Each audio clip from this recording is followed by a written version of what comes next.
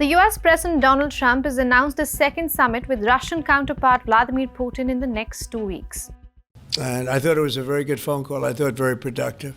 But I'll be meeting with President Putin, and we'll make a determination. The decision came after a 2-hour-long call, and the mutually agreed location is Budapest, Hungary.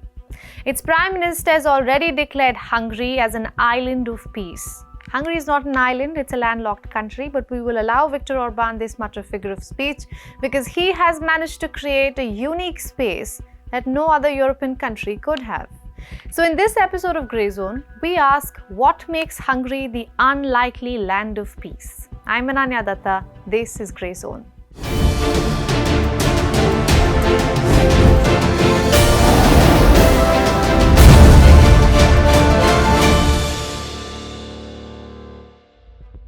The last time American and Russian leaders met in August, they made no tangible progress towards peace. They seem to have spoken more about the US-Russia ties and less about the future of Ukraine. I'm sure that this heritage will help us rebuild and foster mutually beneficial and equal ties at this new stage, even during the hardest conditions. It is known that there have been no summits between Russia and the US for 4 years. We also have some tremendous Russian business representatives here, and I think, everybody wants to deal with us. We've become the hottest country anywhere in the world. After the meeting, Putin had suggested Moscow as the location for the next round of talks. Next time in Moscow. Oh, that's an interesting one. I don't know. I'll get a little heat on that one, but I could see it possibly happening. But Trump clearly got too much heat for it and then proposed Hungary. But this choice of location opens a very interesting discussion on this European country that sits between ex-Soviet states on its left and the European Union on its right.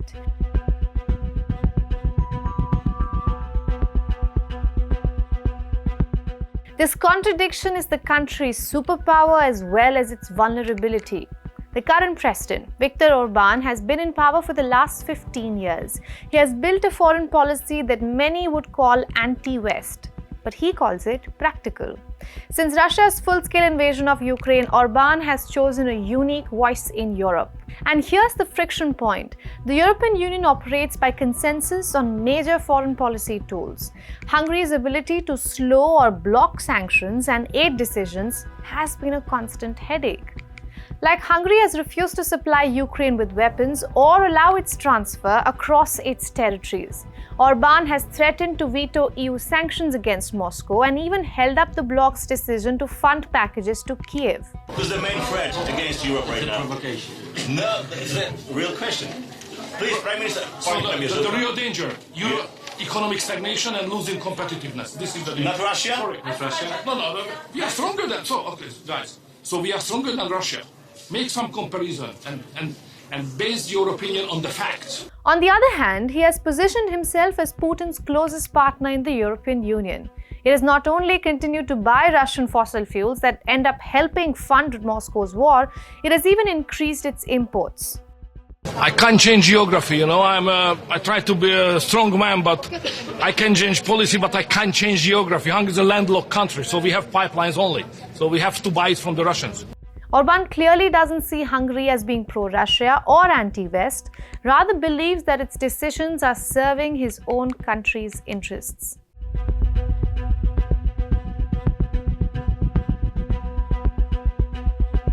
The upcoming peace talks will be the first time that Budapest is hosting them, but definitely not the first time Orbán has tried to mediate. Like last year, he personally visited Kyiv and Moscow in quick succession, calling it a mission for peace. To some, it looked like shuttle diplomacy.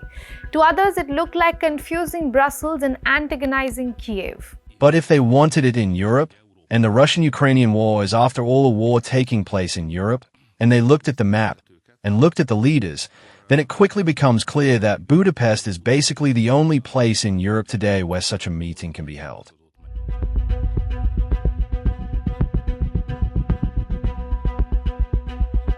Budapest hosting the Trump-Putin meeting definitely holds symbolic significance in itself. But you see, there is also a historical clapback. It was in the Hungarian capital in the year 1994 that the US, UK and Russia granted Ukraine assurance of sovereignty and territorial integrity in exchange for Kyiv giving up its nuclear weapons. Yet, for many Ukrainians, the Budapest Memorandum has become a symbol of failed promises. Because remember, Moscow shredded the agreement practically with the annexation of Crimea in 2014 and then the full-scale invasion in 2022. For Ukraine and much of Europe, the problem is not the idea of peace, it's the terms. So with past memories of Budapest, the Ukrainians are looking at the summit with caution. This meeting is also personal for Orban. Hungary is set to go to elections next year, and its leader will face the most challenging election of his last 15 years in power. A successful summit can very well be seen as a domestic win. It will mean that Orban has managed to trade his foreign policy for politics and emerge as a leader of stability and someone who can stand up to Brussels.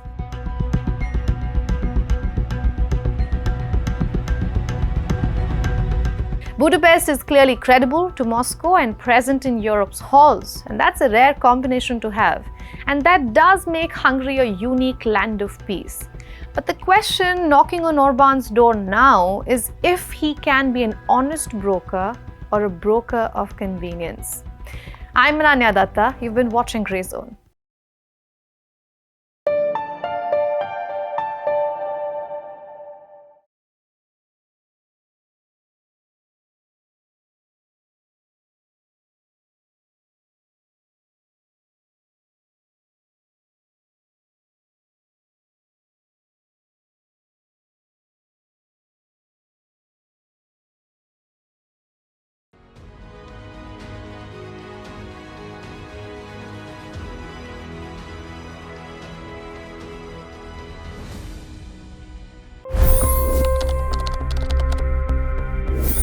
$25 crore गरीब गरीबी को परास्त करके बाहर निकले।